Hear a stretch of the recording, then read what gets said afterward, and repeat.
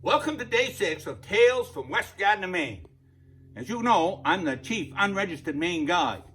Wanted to tell you about a little gig I had a few years ago that I didn't actually do, but I know about. Anyway, my two brothers-in-laws, Charlie Miller and Bruce Gamage, both got the moose permit in 1 year. Unbelievable.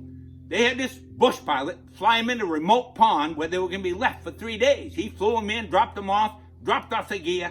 They camped for 3 days to go hunting, and before the pilot left, he said, "Boys, you can only take one moose. I know you both got permits, one moose. That's it. My plane will only handle one, so don't kill two. If you do, one's staying." He flew out. 3 days later, he flew back in, taxied up the beach. Sure enough, two moose. Charlie and Bruce went nuts.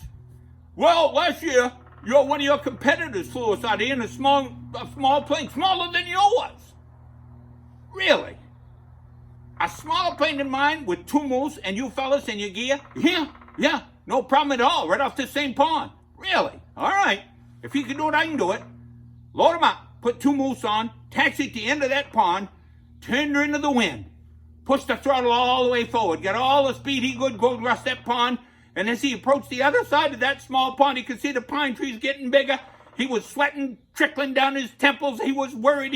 He pulled way back on the yoke, trying to get that thing to break loose of the lake. And sure enough, at the last instant, she broke loose, and he went at the steepest climb he'd ever done in that little plane. He went right up and just brushed the top of a couple of pine trees. Whew, he made it. But sadly, just beyond them pine trees, there was a wicked big oak tree. Yeah, and them oak trees don't give like a pine does. No. That oak tree muckled onto the bottom of that plane and ripped the bottom of it all apart, threw them right to the base of the forest. Nobody was killed, but they were all knocked out temporarily. Parts of the plane, parts of moose everywhere.